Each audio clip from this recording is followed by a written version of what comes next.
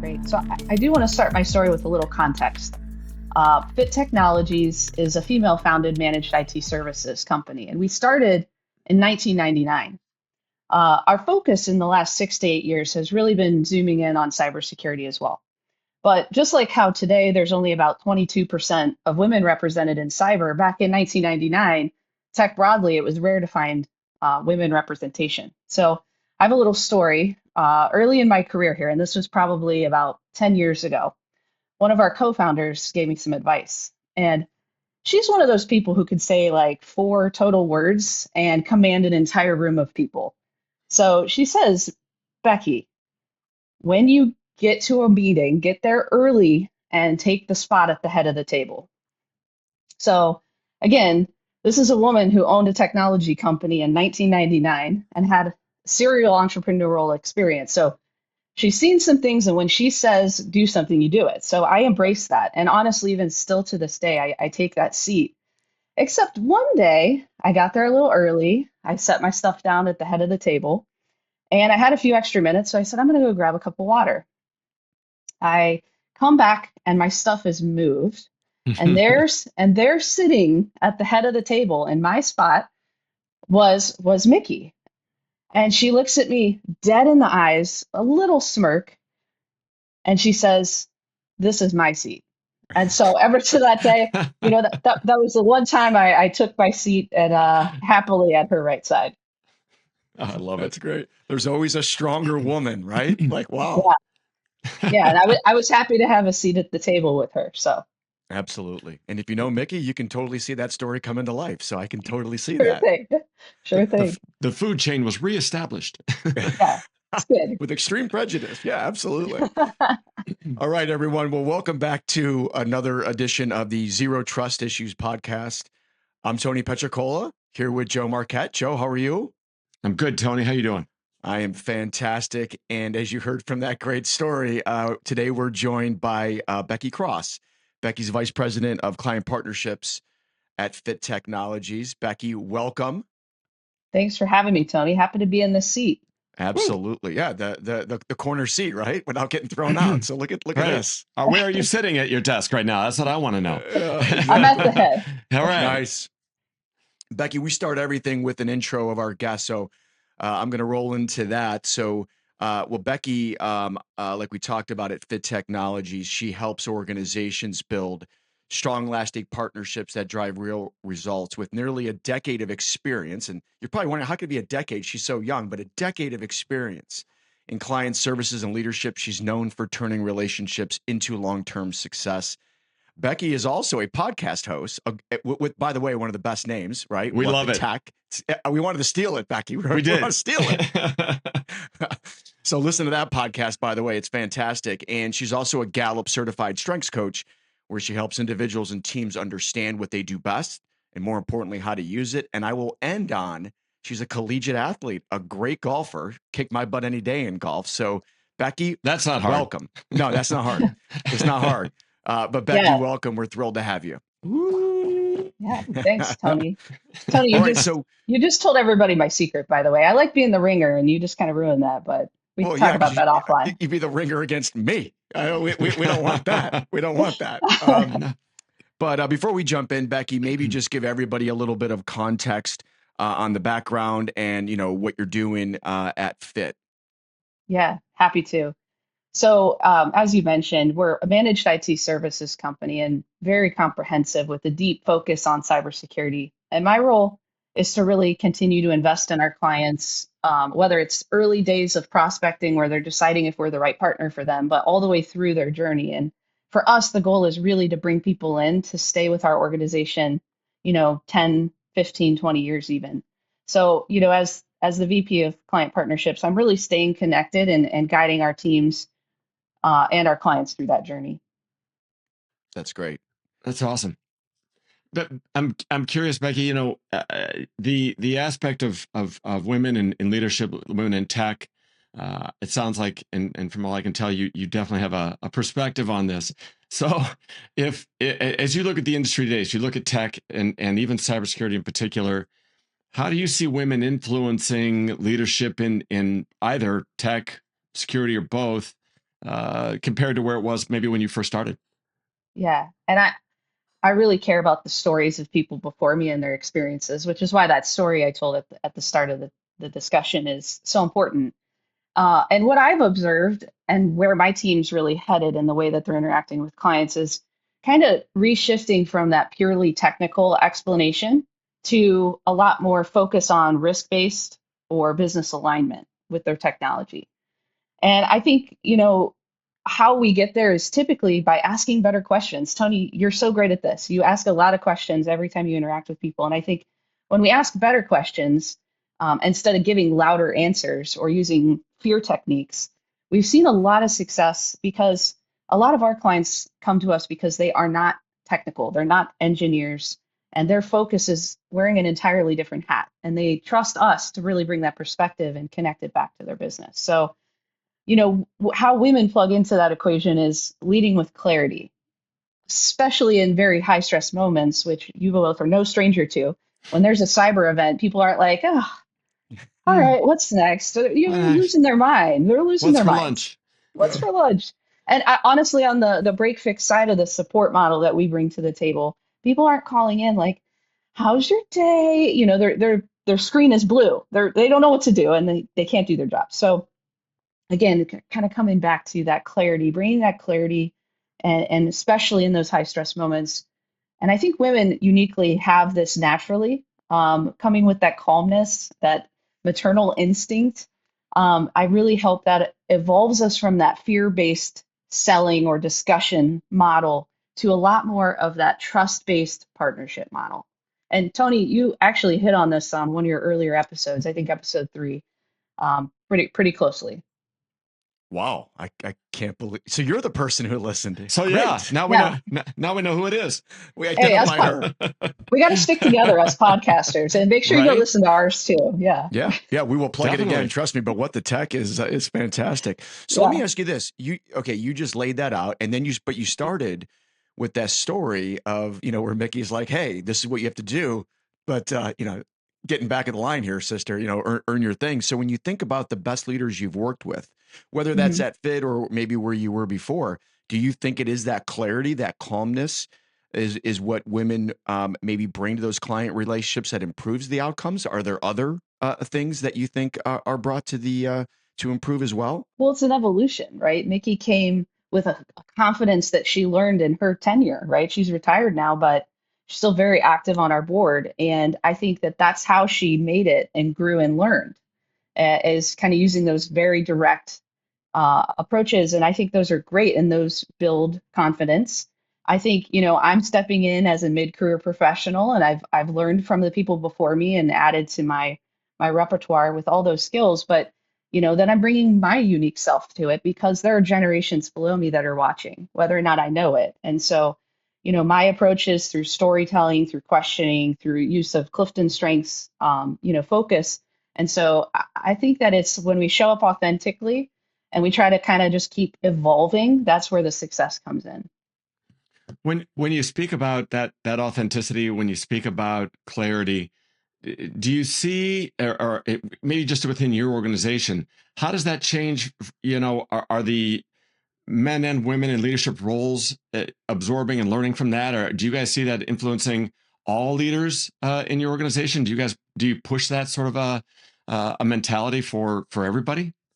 Oh, absolutely. Yeah, for us, men, women, we lead the same. And, we believe we come from a place, we're an EOS, so entrepreneurial operating system. Mm-hmm. So we focus on an approach where we're all consistently following the same model, but we also apply a lot of the same cultural approach to leadership. So, leaders eat last. We lead the way, we take the hits, but we challenge our team and we protect our team. And so I think, yeah, we've built some phenomenal leadership approaches here, whether you're a man or a woman in leadership, and we want people to follow that because we want to create that safety for the people learning under us to be themselves and to show up in their roles, and for our clients. I mean, I look at it, Becky, and there's clearly been progress, clearly, right? But Mhm. probably not as much as probably there should be. It's 2026, right? And everybody thinks through this. But what challenges do you think women are still running into in technology today? Yeah, yeah. Unfortunately, it's still there, but I think the two areas that I would say um, are still there. The first one is proving women needing to prove their credibility. So Hmm. I think it's like a confidence gap, being interpreted as possibly a capability gap. And I think that's subconscious. Like people don't look at a woman and say, they're not capable. I think the confidence is influenced by how those leaders before them have paved the way, or how they were maybe even raised. In fact, the way folks are raised plays into how they show up in the workplace. I think from my experience, I've noticed, little boys and little girls are raised a little bit different. Hmm. And just a little side plug, watch out, world. I'm raising a little girl right now. So let me flash forward it about like 20 years and you bring her onto this podcast to let me know. But I think it's just that balance of visibility or confidence without getting that too much or maybe even not enough label subconsciously from the audience that they're interacting with. So yeah, that's one area that still needs to be developed and grow. And I think the second area is the representation and mentorship and sponsorship. Mentorship and sponsorship are different. I mentioned this earlier, but other generations seeing people like me and our co-founders show up and push against some of the norms, it matters. But I also think like mentors are really important, and that could be a man, that could be a woman. Sure. Mentors really they're talking with you to work through some of those challenges. But what I've observed for women in particular is sponsorship means they're talking about you. Hmm. And women need more sponsors. So come on, men, talk about us. We and not that we're a woman, that we're smart, that we're moving the needle in ways that you've never observed, right? I think like when we move past the gender and talk about the person when they're not around, I think that really makes a way bigger difference than people realize. Yeah, I think you're absolutely right. I think it's a fascinating topic. In fact, I know that I've had conversations with people where female leaders where you realize that in certain situations they're not getting promoted. They don't have advocates in the rooms that they are, and you almost have to coach them up on how to advocate for their own advocacy. You Yeah. know, you Yeah, you you've got to push it through. Do you see this happening? I'm curious your take in cyber in particular. I have no statistical information to back this up, but it feels like it is still a very male dominant field. yeah, Do you see this happening in tech and cyber, or how do you see that playing out a little bit? yeah. I do think, I actually just yesterday, our CISO gave me an article that he was reading where a female CISO had addressed that only 22% of women are in cyber specific Mhm. roles. Mm, I I have to believe that that's going to keep evolving, but we have to remind people that the challenge isn't about capability. Um, it's about access, exposure, and belief. And so I think like I keep coming back to this mentorship in setting the stage, but I really believe that the more we can empower young girls all the way up to entry level career folks to look at cyber and say, yeah, there are boys there, but there can be girls too. I think that that's really where we're going to see that evolution. And by the way, there are plenty of females out there rocking it quietly in the cyber world and really tech absolutely. generally. So Yep. so I think yeah, there's always room for improvement because we want that representation and we need that diversity to really continue to stay ahead in the tech space. Yeah, we have a bunch of those women at our company that are absolutely rocking it, and we love to see it, and we just Absolutely. hope there's more, right? So, Yeah. what's funny, Becky? Back in the day, um, Fit Technologies started off with a different name, and I remember back then because I'm older, where people would say, "Oh, the company that's owned by those women, right?" Okay, they would never say, "Oh, this company, it's owned by that guy." Like you would never hear it's owned by that guy, but No. you'd always hear, the one that's owned by the women, right? Because it was so unique, right? Or to their mind, it was so when you think about that and the way people perceive that, like what are some of the barriers maybe that you don't always see, right? Maybe it's the quieter ones that are that are out and about and how they potentially shape things? Yeah, I think there's probably a few. I think you mentioned this already. It's women aren't taught as early on to advocate or celebrate their own successes.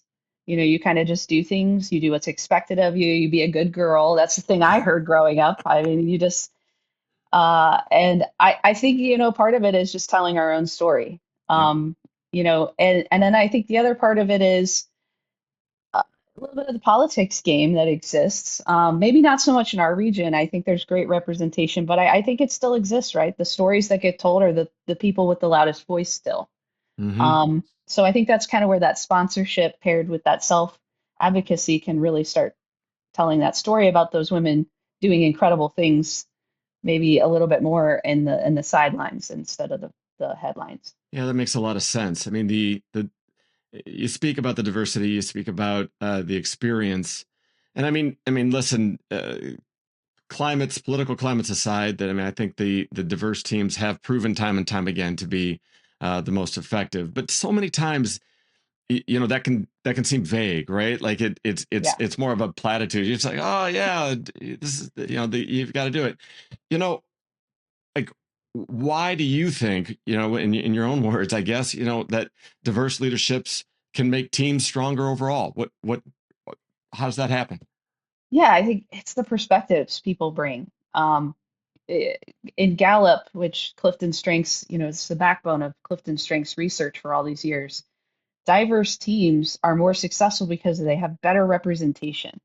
Hmm. So when you have folks communicating under pressure in the worlds like we all live in, um, being able to bring their perspectives, their unique strengths to that table helps us see it more well-rounded. If you have a lot of people that think exactly the same and maybe even look exactly the same, you're not really representing the full picture. And in our world, our customers are our everything. That's if they're not happy and they don't feel supported and seen, then we're failing. And so Mm-hmm. it matters to them when our techs and our people show up and look like them. And so for me, cybersecurity protects people and companies, and leadership should reflect the people and the companies we're protecting. And nobody in this world can pretend like having the exact same style would be okay in any world. And I think that's really where that trust can be developed and those partnerships can be enhanced. Yeah, absolutely. So, Yeah. I've witnessed your company firsthand and saw the culture that you guys have built for many years, and the culture you have today seems to me to be even stronger. It's Seems pretty great. incredible. So Becky, when you think about that payoff, like you just mentioned, do you Mhm. see it in, better decisions or fewer blind spots, better culture, great communication? Like, do you kind of see it like all aspects can grow from it? And is there any specific one that you've seen really excel from it? Yeah, I mean, I think the biggest external validation for us on our culture is the regional awards of that ERC puts on called North Coast 99. Mm-hmm. Those Mm-hmm. are culture-based awards, and if you guys have ever gone through that application, it is not just a click of a few boxes. It's an investment of time. It's a surveying of your people. But for us, the external validation comes in because we've won it for 11 years straight. Wow. And that's a big account. And by the way, we're fighting like hell to make sure we show up on our 12th year this year. We're in the middle of the application process. So Go I get think it. it's less of that sort of platitude. And now we're externally being validated right across from my office. Those awards are hanging up. And so it's a constant reminder that we continue to evolve, we continue to accept and build upon our people and our strength. And I think our clients, we have opportunities for them to give us feedback a lot, whether that's from a single incident, all the way through to how's this partnership working with you. And always our people are at the forefront. Not the complex issue we resolved, not the excellent project we implemented. It's our people. And so I think for us, that's really how that shows up as a real tangible checkpoint for us to say, is this really working? So you're saying, and I believe it's true, but to be clear, clients notice the difference then Absolutely. in that diverse leadership capacity. Absolutely. Oh, I love it. I love it. All right, so this has been fantastic. I mean, like I think we could probably do this for quite a while because obviously have a wealth of experience and information. But one of the things we always like to finish with is, if you've got one thing you want to make sure that our audience hears, that what's the big takeaway from Becky at Fit? Like, what would you say that is when it comes to diverse teams, diverse leadership, and within our industries? Yeah, other than Tony's golf game is questionable, I would say. So you have played with him? Not yet. We're still there. No, I would just say, like, for anyone listening that's in a leadership capacity, I think the one thing to start thinking about and just have sort of as that lens in which we view the world, the goal it shouldn't be to help women fit into tech. The goal should be to let tech continue to evolve because women are in it. Mm-hmm. Oh, that's fantastic. I love that, Becky. That's great. And by the way, if you're driving around with your daughter and she stumbles upon this podcast, and so what's the one thing as a young woman getting into tech, even though you just phrased it the way you did, what's the one thing you'd want her to hear right now? Yeah, I want her to hear that she belongs in every room and she should always find that seat at the head of the table. Until awesome. You say, move your stuff over there. Until mom I'm comes in the meeting, and then I will be sitting there as long as I'm still in that room. Yes. That's awesome. Love it. That's fantastic. I wanted, you made some great points here. I love the advocacy piece, the promotion piece. I think that's such a huge thing. And obviously finding that seat and making it your own is what it's all about. So thank you very much. This has been great. Yeah. It's been super fun. Thank you for having me. Yeah, Becky, thank you for joining. I think there's no one else we would have had that would have represented this topic, which is such an important topic like you did. So thank you very much. You can find Becky, more information on Fit Technologies and Becky at fittechnologies.com and the amazing What the Tech podcast. You can find that Spotify, Apple, I'm sure. And they do it under like 12 or 15 minutes. So it's a great podcast. Again, thank you all for tuning into Zero Trust Issues podcast. If you're interested in more about AgileBlue, it's easy. You can check it out at agileblue.com. Becky, have a great day. Joe, thanks for joining. Thanks, Tony. Great. Thanks, Becky. Thanks for tuning in to Zero Trust Issues. Be sure to click follow so you never miss an episode. And visit agileblue.com to learn more about how AI-native cybersecurity can protect your business. The information shared in this podcast represents the views and opinions of the guest and does not necessarily reflect those of AgileBlue. This content is provided for informational and educational purposes only and is not intended as professional cybersecurity, legal, or business advice. Always consult qualified professionals regarding your organization's specific needs or circumstances.